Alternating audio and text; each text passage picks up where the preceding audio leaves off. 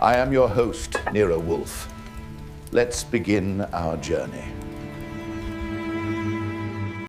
I was in the kitchen, arguing with Fritz Brenner about whether a sprig of rosemary has any business being within 6 feet of a poached pear, when the doorbell rang. It wasn't the usual doorbell ring, the kind that suggests a delivery man in a hurry or a process server with a grudge. This was a hesitant, rhythmic tapping of the chime, as if the person on the other side was trying to compose a sonata before I opened the door. I glanced at the clock. It was 11:05 a.m. Nero Wolfe was upstairs in the plant rooms, where he had been since 9:00, probably whispering sweet nothings to a dendrobium or telling a phalaenopsis that its labellum was slightly off colour. He wouldn't be down until 11:00 sharp, or rather, he'd be in his office at 11:00 and wouldn't appreciate any distractions until his beer was poured. I walked down the hall, caught my reflection in the mirror, straightened my tie, because you never know if the person at the door is a duchess or a debt collector, and pulled it open. It wasn't a duchess.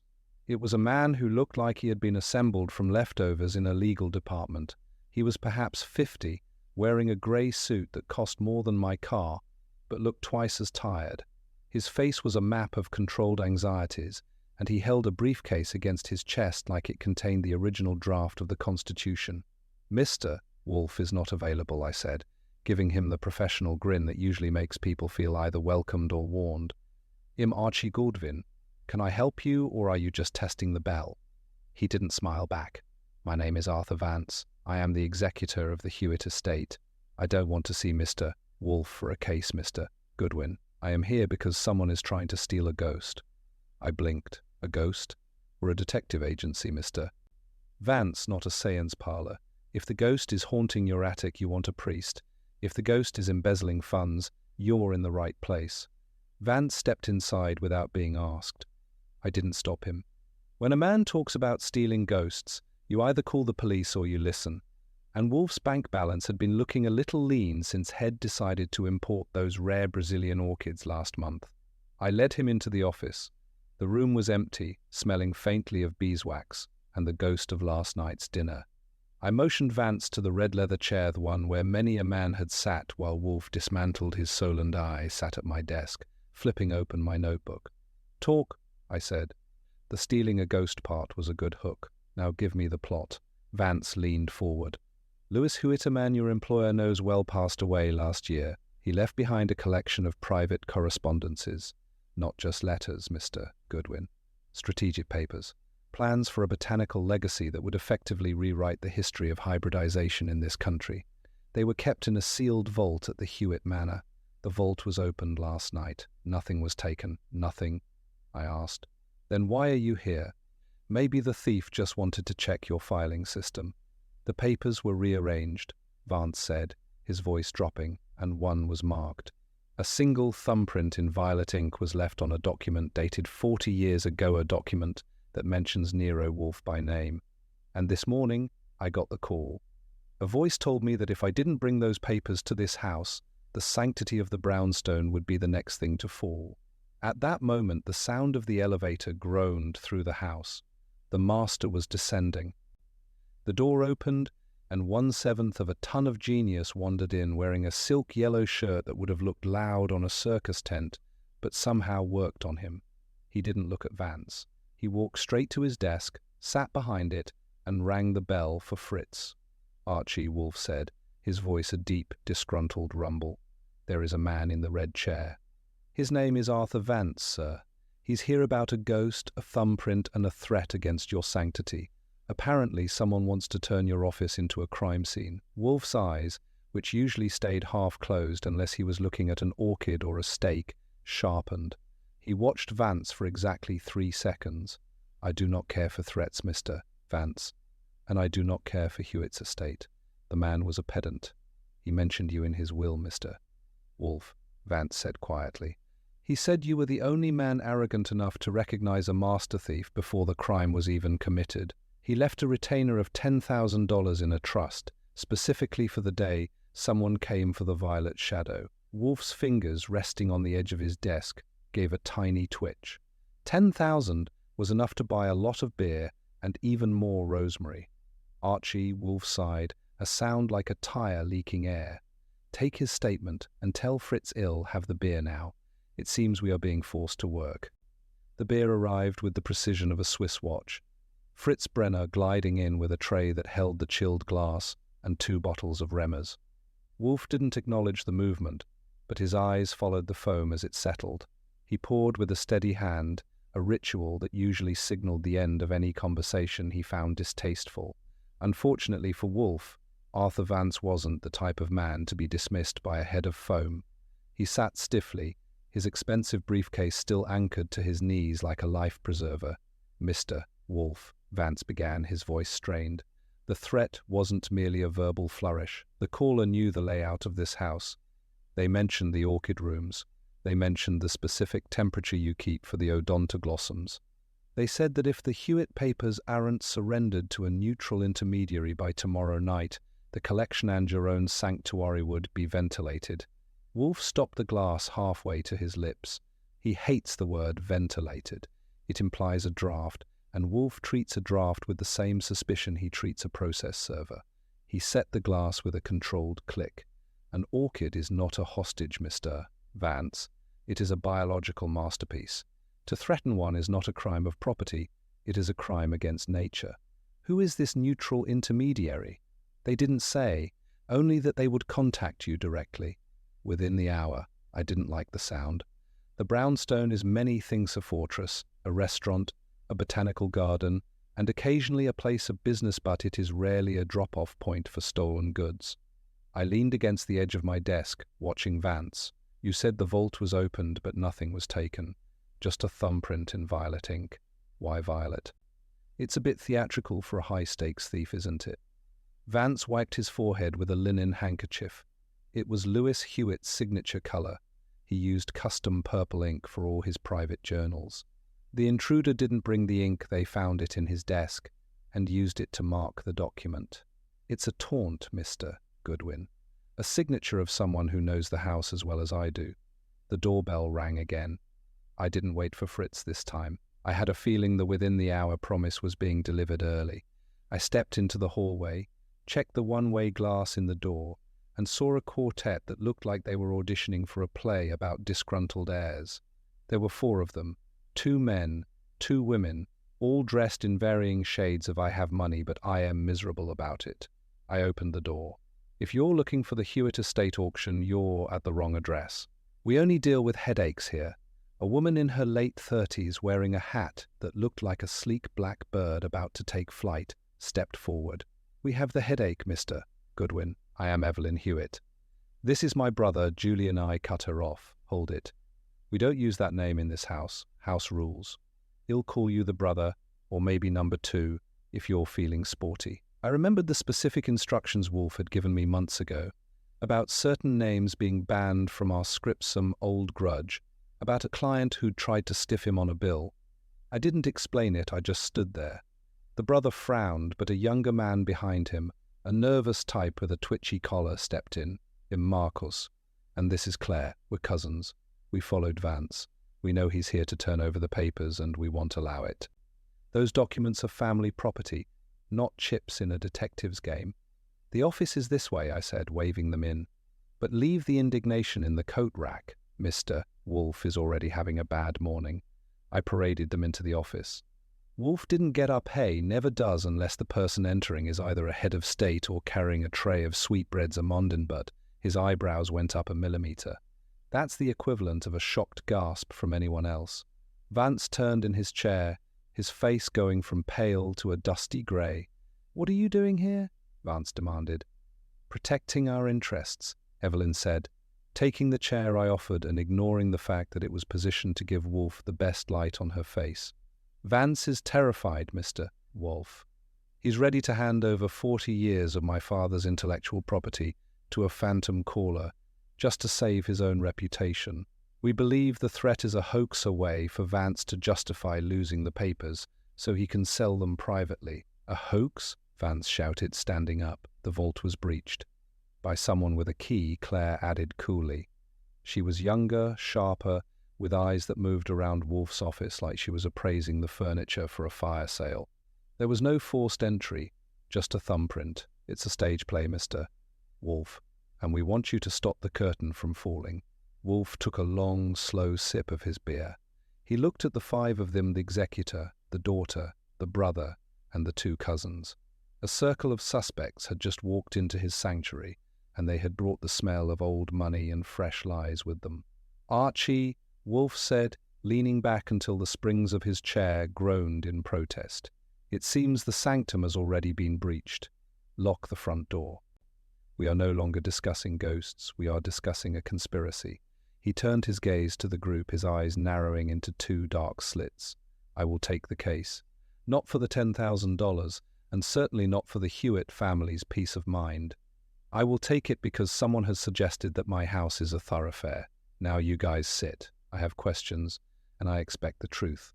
If I find you are lying, I shall double my fee and throw you out personally." I went to the door and turned the bolt. The click echoed in the silent office.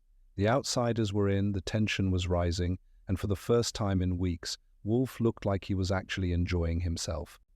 Wolfe leaned back, his chair offering a reluctant groan that sounded like a warning. He did not look at the visitors, he looked at the beer glass, now empty, as if the dregs contained the blueprints to their souls. I took my place at my desk, pen poised, watching the four Hewitts and the executor adjust themselves. They were like a collection of jagged glass shards trying to fit back into a bottle that had already shattered. "A taxonomy," Wolfe murmured, almost to himself. "Mr. Vance, you are the executor. You have the keys, the codes, and the burden of fiduciary duty. To the family, you are either a shield or a gatekeeper. Which is it today?" Vance stiffened. "I am a professional, Mr. Wolfe. I have served the Hewitt interests for 20 years. This breach is a stain on my record that I cannot allow to stand." "A stain," Wolfe repeated, the word tasting like vinegar, or a convenient exit. "Mrs. Evelyn, you spoke of a hoax. You believe Mr. Vance is staging a theft to mask a private sale, a bold accusation. Do you have evidence, or is your intuition merely sharpened by a desire for a larger inheritance?" Evelyn Hewitt didn't flinch. She had the kind of composure that usually comes from 3 generations of finishing schools and a very expensive lawyer. "My father was a brilliant man, Mr. Wolfe, but he was also paranoid. He kept records of everyone who accessed that vault. Last Tuesday, the logs show an entry at 3:00 a.m. Only Vance has the master override for the biometric scanner. He states he was asleep in his Gramercy Park apartment. I claim he was playing with violet ink. I was at home." Vance snapped, his face reddening to the color of a ripe plum. "The logs can be spoofed by anyone with sufficient technical knowledge that your brother possesses in abundance." The man I was internally calling the brother shifted in his seat. He looked like he wanted to be anywhere else, perhaps on a yacht or at a bar that didn't require intellectual heavy lifting. "I am a software consultant, Vance. That doesn't make me a safecracker. Besides, I don't want the papers. I want the land. Botanical research is a hobby for old men and hermits. The real estate in Westchester is where the value lies, and those papers contain the zoning restrictions my father spent decades reinforcing.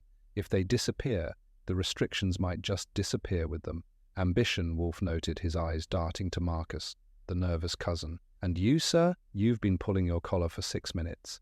Is the room too warm, or is the weight of a secret pressing against your windpipe?" Marcus jumped slightly, his chair scraping the floor. "Im just, im Riziarsha. I worked with Great-Uncle Lewis on the hybridization project. If those papers are leaked, my entire career is over. There are formulas in their genetic sequences for the blue orchid project that aren't patented yet. If a rival firm gets them, I am ruined. I have no motive to steal them, but I have every motive to make sure they aren't ventilated, as Vance says." "And Claire?" Wolfe turned his gaze to the youngest of the group. She was leaning back, her legs crossed, watching the proceedings with an amused detachment that I found both impressive and irritating. "I am the poor relation, Mr. Wolfe," she said, her voice like silk over gravel. "I get a small stipend and a lot of dirty looks at Thanksgiving. If the papers are sold, I don't see a dime. If the estate stays intact, I continue to get my pittance. But I do know one thing. Lewis was terrified of someone. He used to sit in his study and stare at the door as if he expected a monster to walk through it. He called it the shadow. He told me once that the shadow didn't want his money, it wanted his pride. Wolfe's eyes closed completely. This was the dangerous phase. When he shuts his eyes, he's either sleeping or processing 1,000 variables at the speed of light. The room fell into a heavy silence, broken only by the ticking of the clock on the mantel and the distant sound of a taxi horn on 35th Street. "5 of you," Wolfe said, his voice barely a whisper. "The executor who fears for his honor, the daughter who suspects a swindle, the brother who covets the land, the researcher who guards science, and cousin who observes fear. One of you opened that vault. One of you knows the purple thumbprint was not a taunt but a signal directed specifically at me." "At you?" Evelyn asked, her brow furrowing. "Why you?" Because Wolfe said, opening his eyes and leveling a look at her that would have withered a cactus, the document that was marked was a letter I wrote to Lewis Hewitt in 1986. It was about professional discretion. By marking that specific paper, the intruder is not just threatening the Hewitt estate. They are inviting me to a duel. They are using your family drama as a stage for a personal vendetta. He turned to me. "Ah, our guests are tired. They have had a stressful morning. Show them to the door, except for Mr. Vance. I require the names of every servant, gardener, and technician who has set foot on the Hewitt property in the last 48 hours. I stood a signal that the audience was over. You heard the man. Follow the yellow brick road back to the hallway. And keep your phones on. Mr. Wolfe doesn't like waiting for a dial tone." As I ushered them out, I caught Claire looking back at the study door, one leading to the dining room. She wasn't looking at the exit, she was looking at the shadows in the corner of the room, her expression unreadable. When I finally bolted the door behind the last of them, leaving only Vance trembling in the red chair, I walked back into the office. "Well," I said, leaning against the doorframe, "that's a full house. A greedy heir, a tech-savvy brother, a panic scientist, and a girl who sees monsters. Which one do I start trailing first?" Wolfe didn't answer immediately. He picked up a second bottle of beer, but he didn't pour it. "None of them, Archie, not yet. First, I want you to go to the kitchen. Ask Fritz if he has moved the jar of Malabar peppercorns. He hasn't, of course, but check. Then check the bolt on the basement door. You think they were here for more than a chat?" "I think," Wolfe said, his voice grim, "that while we were looking at them, someone was looking at us. The sanctity of this house has not just been threatened, Archie. It has been sampled." I checked the peppercorns. They were exactly where they belonged, nestled between the mace and the cardamom in Fritz's meticulously organized spice cabinet. Fritz gave me a look that suggested I was one step away from a padded cell for even asking, so I moved on to the basement bolt. It was secure. If anyone had sampled the house, they hadn't done it by the conventional routes. I went back to the office and found Wolfe staring at the wall map of the United States, as if he expected it to confess. Vance had been dismissed, sent back to his legal burrow, with instructions to wait for a call. "The inventory is intact, sir," I reported, dropping into my chair. "No missing spices, no broken locks, and the orchids are presumably still breathing. If we've been sampled, it was done with a very light touch." "Light, perhaps," Wolfe muttered, his eyes not moving from the map, but deliberate. "Archie, the Hewitt family is a collection of appetites. Evelyn wants power, her brother wants utility, and Marcus wants recognition. But Claire wants to see what happens when the clock stops. She is the most dangerous kind of witness, the one who finds the tragedy amusing. She's also the one who pointed out the shadow," I reminded him. "If she's right, and the old man was spooked by something other than his own reflection, then the violet thumbprint isn't just a duel. It's another kind of inheritance. Where do you want me?" "Westchester," Wolfe said, the words sounding like a sentence. "The Hewitt Manor. I want you to inspect the vault. Not the mechanics of the lock. Vance can provide the technical specifications, but the geography of the room. I want to know what a person sees when they stand where that thumbprint was left, and I want you to talk to the gardener, a man named Heyer. He has been with the Hewitts for 30 years. If there is a shadow, a man who spends his life tending roots will have seen it pass." I headed for the garage to get the Heron. The drive up to Westchester was the kind of grey, misty affair that makes you wonder if the sun has permanently resigned. By the time I reached the Hewitt gates, the fog was thick enough to chew. The manor was a sprawling pile of stone and ivy that looked like it had been designed by someone who thought the Middle Ages ended too soon. I found Hare in a greenhouse that made Wolfe's look like a window box. He was an old man with hands that looked like ginger roots and eyes that had seen too many frosts. He didn't seem impressed by my credentials or my sickie suit. The vault? Hare spat, pruning a dead leaf with a vicious snap. Too much fuss about paper. Mr. Hewitt cared about the soil. Then he started talking to the air. Last year he wased himself. Head walk the perimeter at midnight, carrying a lantern looking for the one who walks behind. I told him it was just the wind in the hemlocks, but he wouldn't listen. Did he ever give this walker a name? I asked, leaning against a potting bench. Never. But he left things for him, small things. A bit of string here, a polished stone there, like he was trying to buy his way out of a debt. Then, 2 months before he died, he stopped. He said the debt had been sold to a fat man in a brown house. He laughed when he said it. It wasn't a happy laugh. I felt a chill that had nothing to do with the damp greenhouse air. A fat man in a brown house. There aren't many people who would describe Nero Wolfe as svelte, and our brownstone is as brown as they come. If Hewitt had been telling the gardener that he had passed his troubles on to Wolfe, it changed the whole complexion of the case. It wasn't just a duel, it was a delivery. I left Hare and made my way into the main house. The vault was in the library, behind a panel of faux encyclopedias. Vance had called ahead, and a sour-faced butler let me in. The room was cold. The vault door was open, revealing rows of steel boxes. I stepped inside and looked at the spot where the violet print had been. It was a low shelf, positioned so that anyone standing there would have their back to the door, but would be reflected perfectly in a silver-backed mirror on the opposite wall. If you were standing where the thief stood, you weren't looking at the papers. You were looking at the entrance to the vault. You were waiting for someone to catch you. I pulled out my magnifying glass not because I expected to find a hair or a button, but because it makes me look like I am earning my salary, and scanned the floor. Nothing. But then I looked at the mirror. In the very bottom corner, stuck to the frame with a tiny dab of wax, was a sliver of blue paper. It was the exact shade of the labels Wolfe uses in the plant rooms upstairs. My stomach did a slow roll. The thief hadn't just been in the Hewitt vault, they had been in our house, in the one place Wolfe considers most sacred. They hadn't taken a spice or a file. They had taken a piece of the penthouse and planted it here, 50 miles away, just to prove they could. I didn't wait to say goodbye to the butler. I got back in the car and pushed the Heron hard through the fog. I needed to get back to 35th Street before the ventilating started. If the thief was planting evidence of their trespass in Westchester, they were likely planting something else in the brownstone.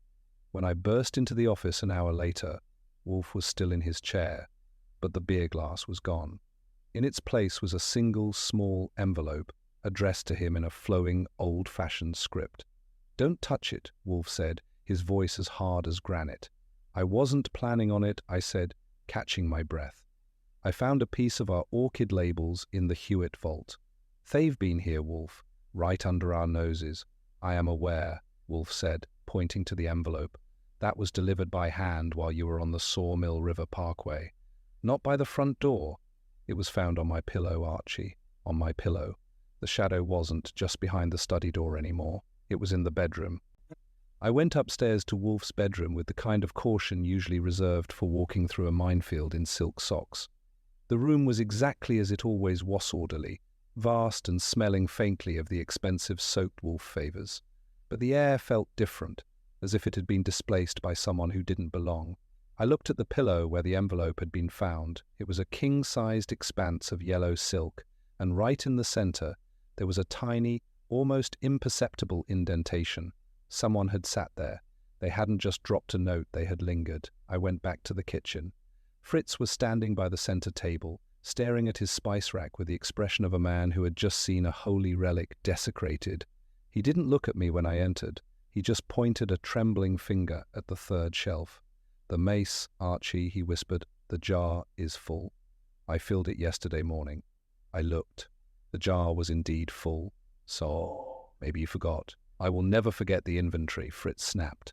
his professional pride overcoming his fear. But look at the lid. I always align the label with the edge of the shelf. It is off by 3 millimeters, and the smell it is too strong.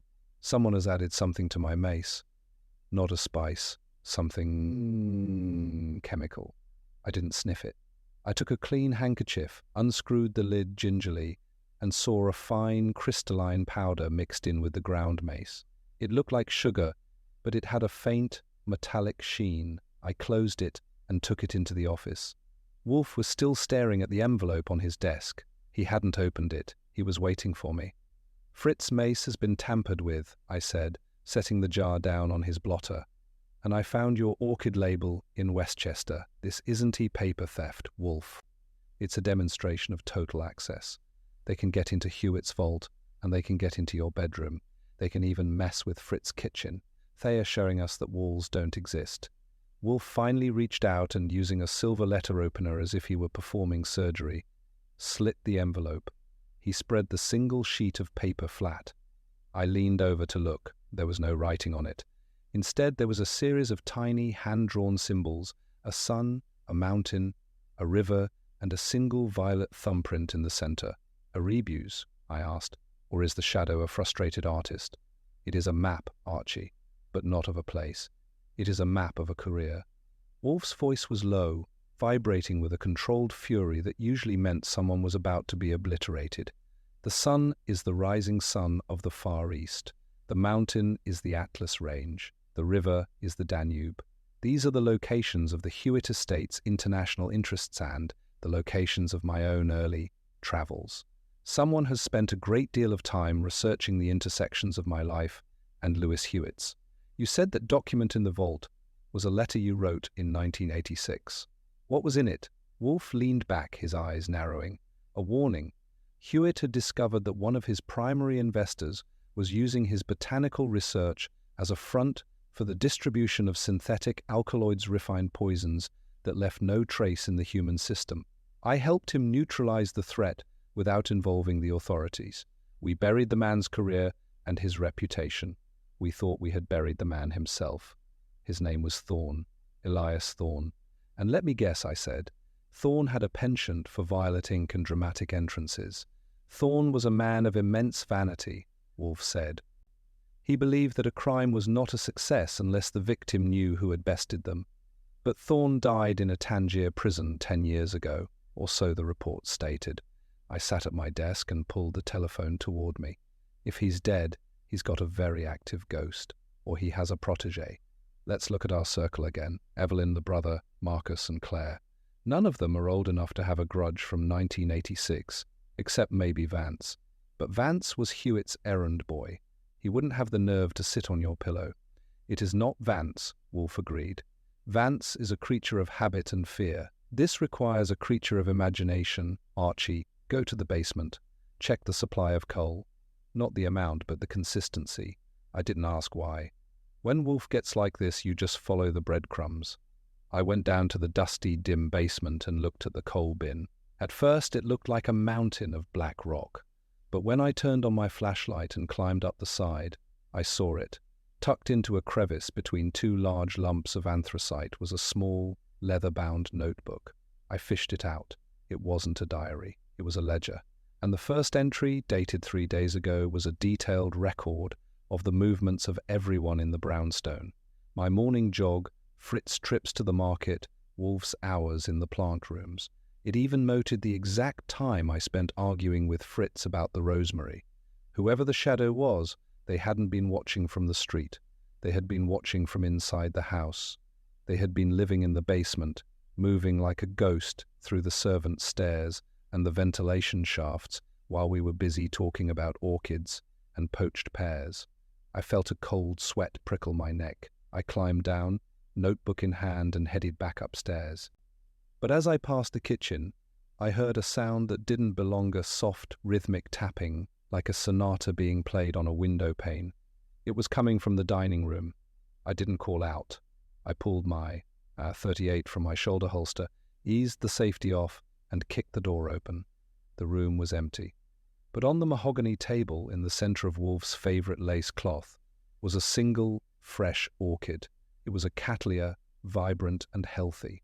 And it was dripping with violet ink. I didn't touch the orchid. I didn't even breathe on it. I backed out of the dining room, my eyes scanning the shadows of the heavy velvet curtains, and returned to the office. Wolfe was sitting exactly as I had left him, but his nostrils were flared, a sure sign that he was scenting the air for more than just the smell of beer. I held up the leather-bound notebook ID found in the coal bin. "We have a boarder, Wolfe." Or we did. Someone's been camping in the basement, keeping a log of our lives, and they just left a housewarming gift on the dining room table, a violet-soaked catalier. If this is a duel, the other guy is already standing on our toes. Wolfe didn't look at the notebook. He didn't even look at me. He picked up the telephone and dialed a number he knew by heart. Saul. "Yes, I need you. Immediately. Bring Ori and Fred." "No, the front door is compromised." "Use the service entrance, but stay in the shadows until Archie signals. There is a presence in this house that is not a guest." He hung up and finally turned his gaze to me. "Archie, you said there was a silver-backed mirror in the Hewitt vault. You said the thief was waiting to be caught. They were not waiting for the butler. They were waiting for you. They wanted you to see that sliver of blue paper. They wanted to lead you back here, to distract you while they moved from the basement to the upper floors. It is a classic diversion." "Well, it worked," I admitted, feeling a rare burn of irritation. I was so busy playing detective in Westchester that I left the back door open for a ghost. But if Thorne is dead, who is this? A son? A daughter? Claire mentioned a shadow that her father feared. Maybe the shadow didn't die in Tangier. Maybe it just changed shape. Elias Thorne had no children, Wolfe said, his voice flat.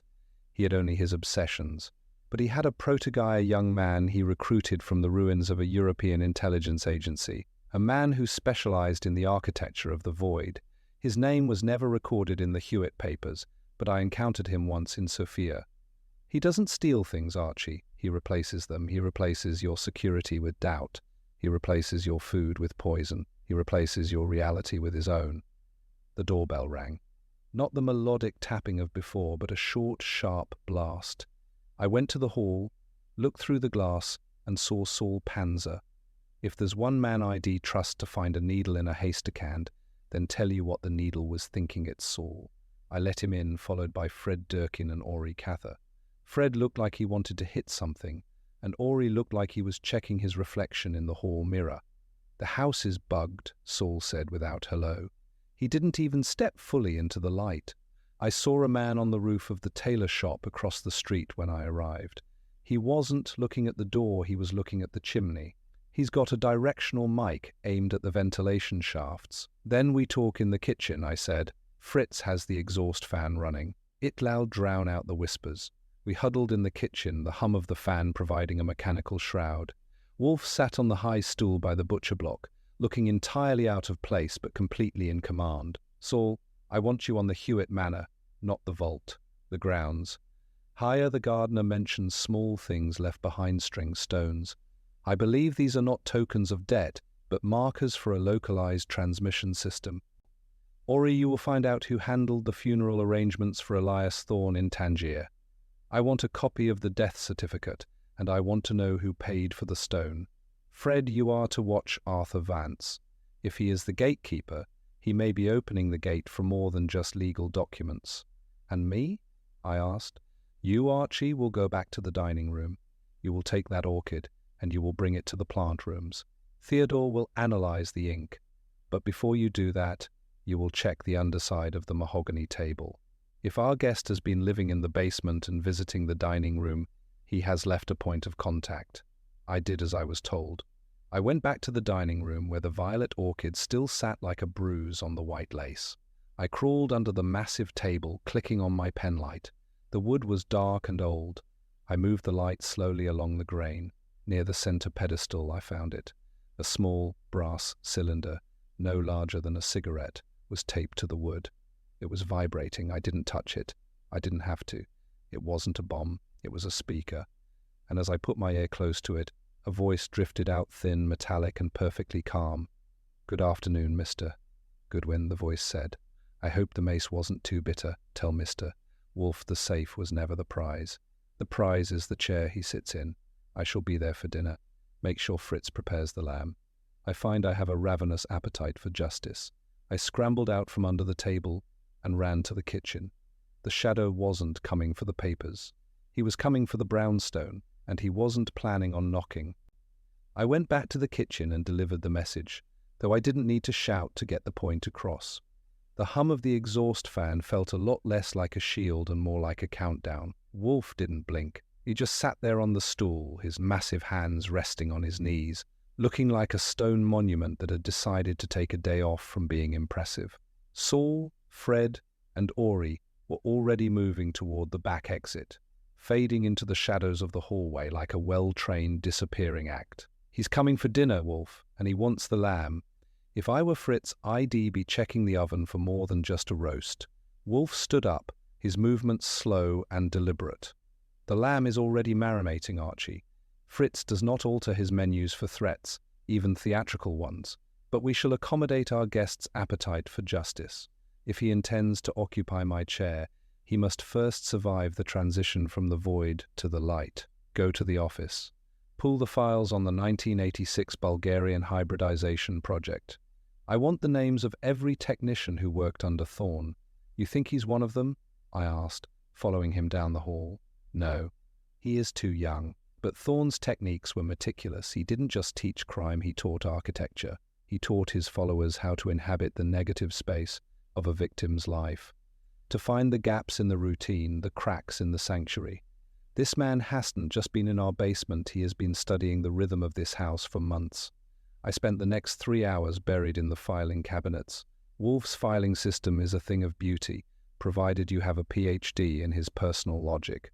By 4:00 p.m., I had a list of 6 names. 4 were dead, 1 was in a sanitarium in Switzerland, and the last a man named Victor Hauer had vanished from the grid in 2012.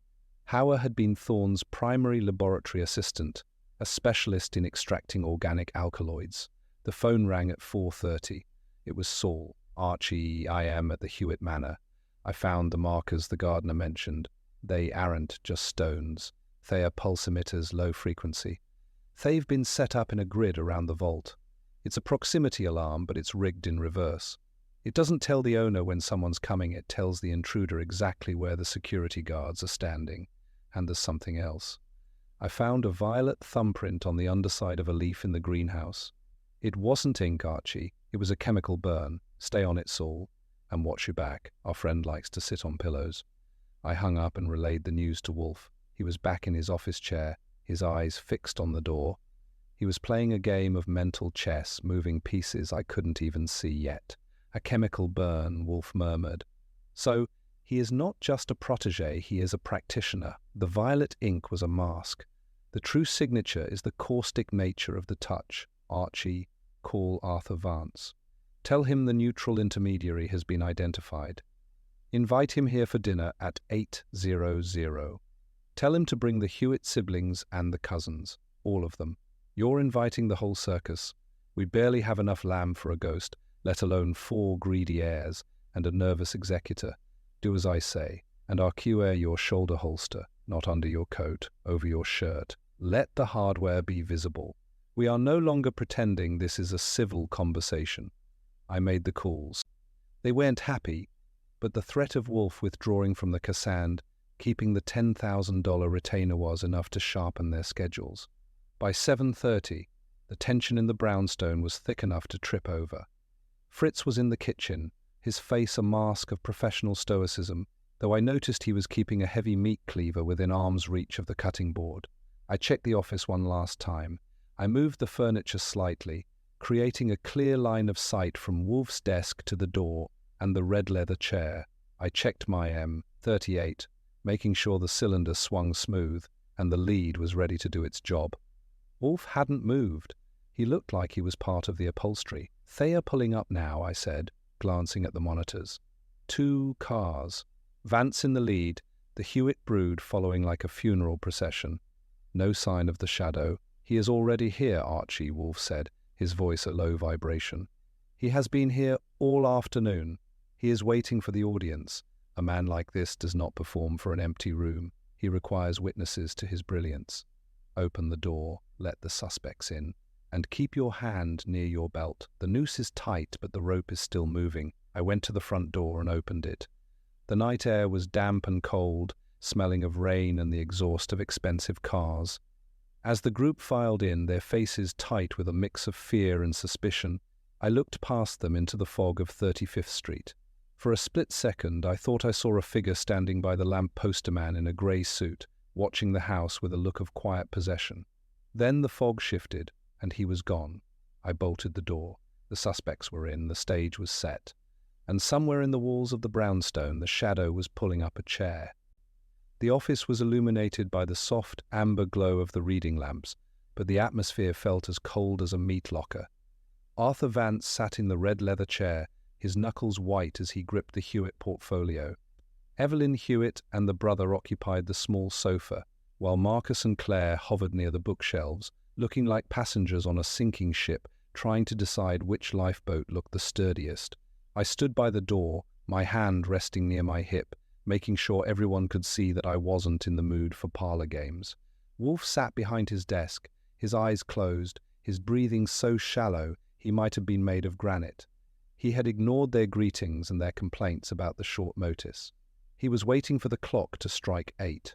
When the first chime of the grandfather clock in the hall sounded, Wolfe opened his eyes. They weren't the eyes of a host, they were the eyes of a grand inquisitor. "You are here," Wolfe began, his voice cutting through the room like a blade, "because one of you is a conduit.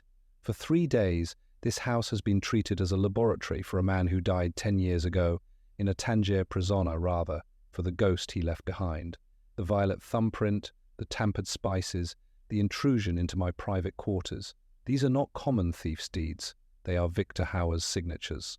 Vance jumped. "Hauer? I've never heard that name in my life." "I am here because the the papers are irrelevant, Mr. Vance," Wolfe snapped. "They were merely the bait used to draw me into a struggle I had long since considered settled. Mr. Hauer is not interested in your inheritance. He is interested in the architecture of my defeat. But he could not have inhabited this house, nor could he have breached the Hewitt vault, without an intimate knowledge of the physical and psychological landscape provided by one of you." Evelyn leaned forward, her bird-like hat shimmering.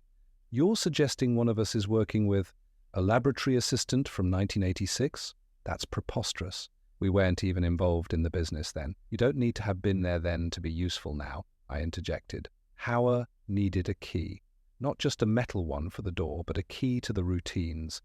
He needed to know when I went for my walk and when Fritz went to the market. He needed to know that Mr. Wolfe spends his mornings with his orchids. "One of you provided a diary of our lives." Wolfe's gaze shifted to Marcus, the researcher. "You, sir, you were the one who spoke of the Blue Orchid Project. You were the one terrified of a rival firm. Is it not true that 3 months ago you were approached by a man claiming to represent a European botanical conglomerate? A man who knew exactly which sequences you were struggling to master." Marcus turned the color of ash. I thought he was a consultant. He helped me with the protein synthesis. He didn't ask for money. He just asked questions about Lewis. He wanted to know about great-uncle Lewis' old friends. He mentioned you, Mr. Wolfe. He said you were a legend. And in your vanity you gave him the map, Wolfe said, his voice dropping to a dangerous rumble. You told him of the vault's biometrics, which you had helped calibrate. You told him my relationship with the Hewitt family. You were the unintentional usher for a man who specializes in shadows. "But Marcus didn't sit on your pillow, did he?" Claire asked, her voice cool and mocking. "And he didn't put a violet orchid on your table. If this Hauer is as brilliant as you say, why is he playing these childish games? Why not just kill you and be done with it?" Because Wolfe said to Victor Hauer, "A dead man is a failure. He wants a disgraced man. He wants to prove that the sanctity of this brownstone is a delusion. He wants to show that he can stand in the center of my world and remain invisible." Wolfe suddenly looked toward the heavy velvet curtains that masked the windows overlooking 35th Street. "Is that not right, Mr. Hauer? You've been there exactly 4 minutes. Your breathing is disciplined, but the scent of the caustic agent you use for your signatures is quite distinct. It is a derivative of the aconitum alkaloid, is it not? A bit poetic, even for a student of Thorn. The room went deathly silent. My hand was on the grip of my 38 before the curtains even moved. The fabric parted slowly, and a man stepped out. He was thin, dressed in a grey suit that seemed to absorb the light around him. He didn't look like a monster. He looked like a weary accountant. But his eyes were like two pieces of cold glass, and his fingertips were stained a faint, permanent violet. "Your sense of smell is as legendary as your arrogance, Mr. Wolfe," Howard said. His voice was the same metallic whisper I had heard from the speaker under the table. "I am not arrogant," Wolfe replied, not moving a muscle. "I am merely right. You have assembled your audience, Mr. Howard. You have breached the vault and the bedroom. Now tell us, what is the final move in this architecture of the void? Or shall I tell you why you have already lost?" Howard smiled, and it was the most unpleasant thing I had seen all year. "I haven't lost, Mr. Wolfe. I am simply waiting for the lamb to be served." Howard stood with an air of clinical detachment, his violet-stained fingers resting lightly on the back of the empty chair near the door. The Hewitt heirs sat paralyzed, caught between the reality of the man in the grey suit and the legend of the detective behind the desk. I kept my 38 leveled at Howard's midsection, but he didn't even glance at me. His focus was entirely on Wolfe, a student finally confronting the master he had spent a decade trying to undermine. "The lamb, as you noted, is indeed the centerpiece," Wolfe said, his voice as steady as a heartbeat. "But your interest in it is not gastronomic. You mentioned an appetite for justice, Mr. Howard, but what you truly possess is an appetite for symmetry. You wanted to replicate the 1986 downfall of your mentor, Elias Thorne, but with the roles reversed. You intended to poison not our bodies, but our reputation. If the great Nero Wolfe and his guests were found incapacitated or dead within these walls, and the Hewitt papers were found in my safe, the narrative would be clear. A desperate detective turned to extortion and met a tragic end." Howard's smile didn't falter. "A compelling theory, Mr. Wolfe, but you forget I've been in your kitchen. I have been in your basement. The caustic agent I use is not merely for show. It is a catalyst. When heated, the powder I added to your mace becomes a volatile gas. Your ventilation system, which I have so carefully mapped, is currently distributing that gas to every room in this house. By the time your man Fritz serves the first course, you will all be quite unable to protest as I walk out the front door with the Hewitt portfolio."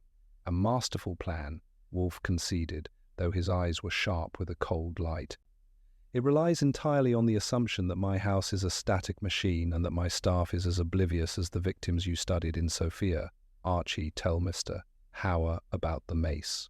I didn't take my eyes off Howard. "Fritz may be a chef, but he's also a perfectionist.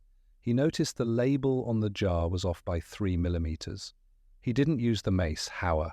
He took the whole rack to the basement and neutralized the powder in a vat of vinegar and soda. And as for the ventilation, Wolfe had me switch the intake to the roof fans an hour ago. You've been pumping your gas into an empty duct that leads straight to the chimney." Howard's expression finally shifted. The glass in his eyes seemed to crack. "Impossible." I watched the routines. I recorded every movement. "You recorded the movements of a man you considered your inferior," Wolfe said, leaning forward. "You saw Archie's legwork and my physical inertia, and you mistook them for vulnerability. But you failed to account for the one thing Thorne never understood, the difference between a house and a home. A house is an architecture of wood and stone, a home is an architecture of trust. You could not buy Fritz, and you could not anticipate Archie's observation of the blue paper in Westchester. That sliver of paper was not a mistake on your part, it was a signature, and every signature leaves a trail." Wolfe gestured to the leather-bound notebook I had found in the coal bin. "You kept a ledger of our lives, but in doing so, you left a ledger of your own presence. You noted the time Archie spent arguing about Rosemary. To do that, you had to be within earshot of the kitchen. There is only one place in the basement where the acoustics allow for that, the narrow space behind the furnace. Panzer found more than markers at Hewitt's mansion, Mr. Howard. He found the receipt for the grey suit you were wearing tucked into a crevice in that very basement. You bought it at a shop 3 blocks from here, using a credit card stolen from one of Mr. Vance's junior associates." Arthur Vance gasped, reaching for his wallet, but Wolfe ignored him. "You are not a ghost, sir. You are a squatter with a chemical set." The shadow that Lewis Hewitt feared was not a supernatural entity. It was the realization that his own research into poisons had created a monster like you. He left the document in the vault, not as a duel for me, but as a map for my justice. He knew that if you came for him, you would eventually come for me. Hauer moved then, his hand darting toward his breast pocket, but I was faster. I entered his path, barrel, 38 inches from his nose. "Don't," I said. "I've had a very long day, and my trigger finger is getting a cramp." "It is over, Mr. Hauer," Wolfe said, ringing the bell on his desk. "The police are already at the service entrance. Inspector Cramer has been waiting in the dining room for 10 minutes. He is quite unhappy about missing his own dinner, so I suggest you go quietly. He has a very low tolerance for architects of the void." As the door opened and Cramer stepped in with 2 uniformed officers, Hauer looked at Wolfe one last time. The brilliance was gone, replaced by the hollow stare of a man whose reality had just been dismantled. "The lamb," Hauer whispered as they led him away. "Was it really marinating?" "Indeed," Wolfe replied, already looking at the beer bottle on his desk. "But you shall have to settle for the cuisine of the state. I am told the mace they use is quite standard." The front door closed on Inspector Cramer's disgruntled back and the fading echo of a siren, leaving the brownstone in a state of sudden ringing silence. The Hewitt clan and Arthur Vance hadn't lingered once the threat of chemical warfare and public scandal had been carted off in a squad car. Thades scurried back to their cars like mice after a thunderstorm. Marcus had looked like he wanted to apologize, but Wolfe had dismissed him with a flick of his wrist that suggested the young man was less significant than a housefly on a window pane. I walked back into the office, holstering my .38 and stretching my shoulders. The air felt cleaner, though whether that was due to the roof fans or just the departure of Victor Hauer was anyone's guess. Wolfe was already back in his comfort zone, which involved leaning back in his chair and watching Fritz enter with the long-awaited dinner tray. "The lamb, Archie," Wolfe said, his voice regaining its usual melodic richness. "Fritz informs me that despite the disruptions, the temperature remained constant. We shall eat in 5 minutes. He'll be there," I said, sitting at my desk to finish the day's logs. But you have to admit he had us going for a minute. Sitting on the pillow bit was a nice touch. Most people just leave a threatening note on the windshield. Hauer had a real sense of interior design. Wolfe made a face like he'd just bit into a lemon. He was a man of secondary talents, Archie. He mistook proximity for intimacy. He believed that because he could count the threads in my carpet, he could understand the fabric of my mind. It is a common error among those who rely on surveillance rather than synthesis. He lived in our basement, ate our air, and watched our movements, yet he remained a stranger to the fundamental truth of this house, which is, I asked, looking up from my notebook, that this is not a fortress built to keep the world out, but a vessel built to keep the truth in. He attempted to use our own routines as a weapon against us, forgetting that a routine is only a vulnerability if it is performed without purpose. To Fritz, placing a spice jar is not a habit, it is a commitment. To you, observing a scrap of paper is not a chore, it is an instinct. Hauer saw the mechanics, but he was blind to the spirit. Fritz appeared in the doorway, nodding once.